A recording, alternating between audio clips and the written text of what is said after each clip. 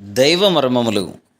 సహోదరుడు భక్తి సింగ్ గారి అనుభవంలో దేవుడు ఆయనకు బయలుపరిచిన దైవ మర్మములు. మే 16.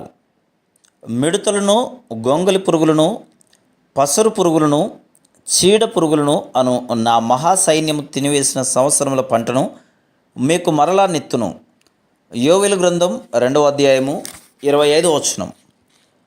నీ పాపములు క్షమింపబడని ఎడల దేవుని దృష్టిలో నీ జీవితమంతయు వ్యర్థమని నీవెరుగుదువా?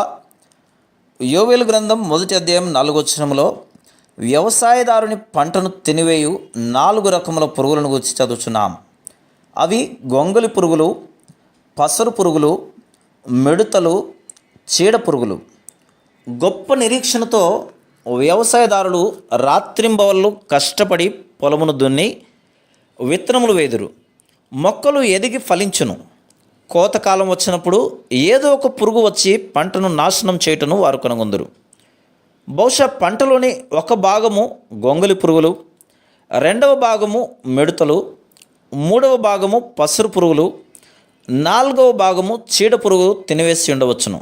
ఇంకా మిగిలిందేమీ ఏమీ లేదు. అంతా నష్టమే. దేవుడు మనతో ఈ రీతిగా చెప్తున్నాడు, ఓ పాపులారా, మీ జీవితంలో ఎందుకు నష్టపరుచుకుందరు?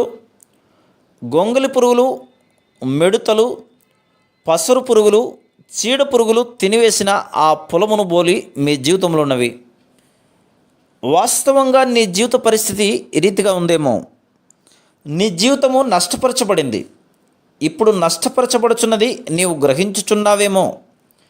నీకు కూడా నిరీక్షణ ఉంది. నీ నష్టం ఎంత గొప్పదైనను, ఎంత అవమానకరమైన పరిస్థితి అయినను నీవు పోగొట్టుకునే సమస్తమును తిరిగి పొందగలవు. నీ జీవితం ఫలభరితమై నీ జీవితంలోని ప్రతి నిమిషము నిరంతరమునకుండు ఫలమును ఫలించును. యేసుక్రీస్తు ప్రభువునందు నిలిచియుంట ద్వారానే మనము నిలిచియుండు ఫలమును ఫలించగలము. ఇదే రక్షణలోని అద్భుతం.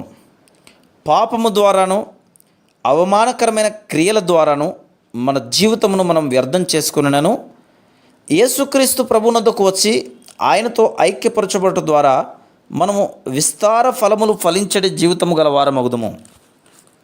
Praise the lord.